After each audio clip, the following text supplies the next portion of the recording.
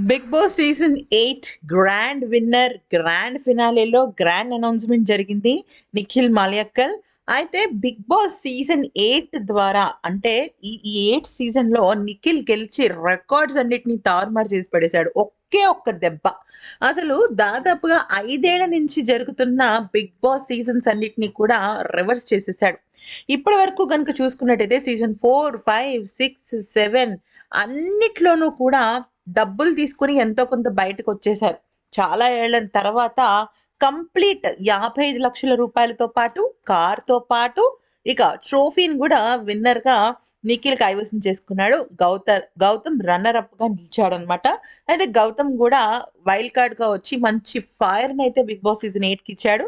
ఇక ఇంకొక రికార్డ్ ఏంటి నిఖిల్‌ది అంటే ఫస్ట్ టైమ్ తెలుగు అబ్బాయి కాకుండా కన్నడ నుంచి వచ్చి సీరియల్స్‌లో సెటిల్ అయ్యి విన్ అయ్యాడు. ఇంకొక రికార్డ్ ఏంటి అంటే ఇప్పటి వరకు స్టార్ మా తరఫున ఎంతో మంది సీరియల్ యాక్టర్స్ వచ్చారు. కానీ ఆహ్, కంప్లీట్ స్టార్ మా సీరియల్ యాక్టర్‌గా విన్నర్ అయింది మాత్రం నిఖిలే. ఎందుకనంటే 'Sivabalaji' actor, season 2 Kaushal fashion and model school నడిపే వ్యక్తి. అతను 'స్టార్మాలో' నటించాడు గానీ, తనైతే కంప్లీట్ ఇది సీరియల్స్‌లో అయితే నటించలేదు. కౌశల్ 1, 2 అప్పటికింకా సీరియల్ యాక్టర్‌గా కాదు. నెక్స్ట్ థర్డ్ వచ్చేసరికి రాహుల్ సిప్లిగన్ సింగర్, 4 అభిజిత్ యాక్టర్, 5 సన్నీ గూడా స్టార్ మా సీరియల్ యాక్టర్ అయితే కాదు. వేరే 'కళ్యాణ వైభవం', జీ తెలుగు.